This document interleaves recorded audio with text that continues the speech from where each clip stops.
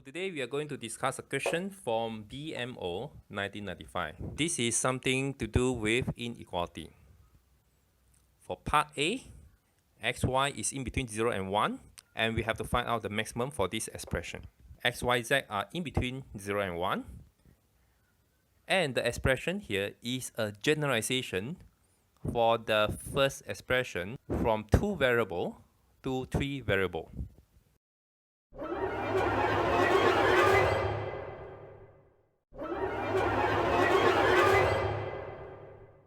Particularly, I like this question because some of the inequality question, the maximum or minimum occurs when x equals to y.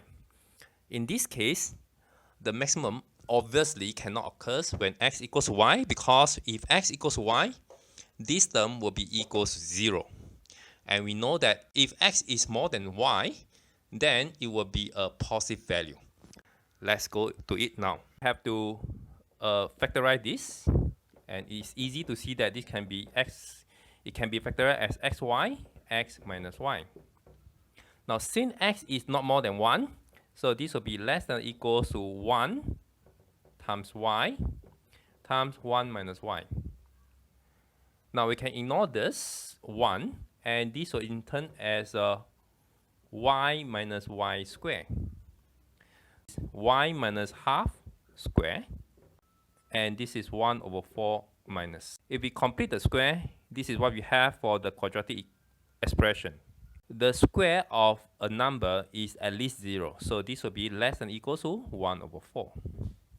Equality holds if and only if, in this case, x has to be equal to 1, and in this case, y has to be equal to half. Now we know that this expression will have a maximum value of 1 over 4 if and only if x, y equals to 1 and half. Now we are going to use this idea later on for part B. Let me erase this to get more space. Let me copy down the expression. Now for this expression, we will see that if z equals to 0, if z equals 0, what will we have? This will be equals to 0, 0, and we have x squared y, 0, 0, minus y squared x. We have the expression from part A. If z equals to 0, then this expression will have a maximum of 1 over 4 again. The maximum of this expression will have at least 1 over 4. So this is the first observation. The second observation is, if x equals to y, these two terms will cancel off, these two terms will cancel off, and these two terms will cancel off, and you have 0. Likewise, for y equals to z or z equals to x, this term, let's say call this as f of x, y, z. F of x, y, z will be equals to 0. If so, then we know that x minus y, y minus z, z minus x are factors of the function f x, y, z. We can write f of x, y, z into x minus y, y minus z, and z minus x. Of course, we need to check whether we have more other factors.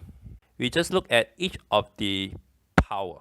This term is x squared y, and we can have x squared y from here, x, y. But it turns out this is negative, so we need to have a negative here.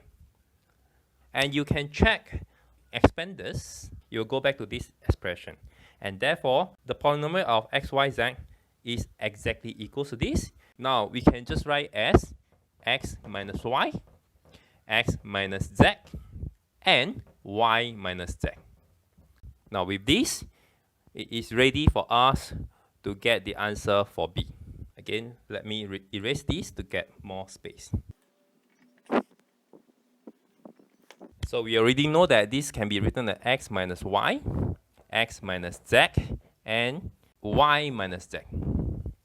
As what we have from part A, x is less than or equals to 1. So this will be less than or equals to 1 minus y, 1 minus z, and y minus z. Okay, now we do a simple trick. We let a to be 1 minus y and let b to be 1 minus z. So this will turn out that this is equal to a and this is b. What happened to y minus z? Y minus z is actually equal to b minus a. Since y and z are in between 0 and 1, a is equal to 1 minus y and b is equal to 1 minus z. It means that ab will also in between 0 and 1. So the condition that we have here is exactly the same from what we have for part A, whereby this x squared y squared x can be written as xy, x minus y, and xy is in between 0 and 1. But what we have right now here from B is AB, B minus A, where AB in between 0 and 1. And therefore, from part A, we know that this will be less than or equal to 1 over 4. And equality holds. Equality holds if and only if B equals to 1, A equals to half from here. And from here, x has to be equal to 1. X equals to 1. But all this is actually means that equality holds if and only if x, y, z equals to 1. Y is come from here, where a is equal to half. So y has to be also equal to half. Z is come from here, and b has to be equal to 1. So z has to be equal to 0. So the maximum occurs when x, y, z equals to 1, half, and 0.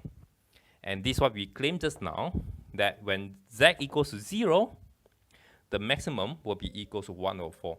And from here, we confirm again that the maximum is not more than 1 over 4, and 1 over 4 is achievable. So from part A, you have two variables, and this is the expression that we want to find. From part B, 3 variables, this is the expression that we want to find. And here comes the question to all of you. Are we able to generalize it to 4 terms or even n terms with similar expression? Please let me know in the comment. This is the end of today's lesson. I'll see you again next time. Bye-bye.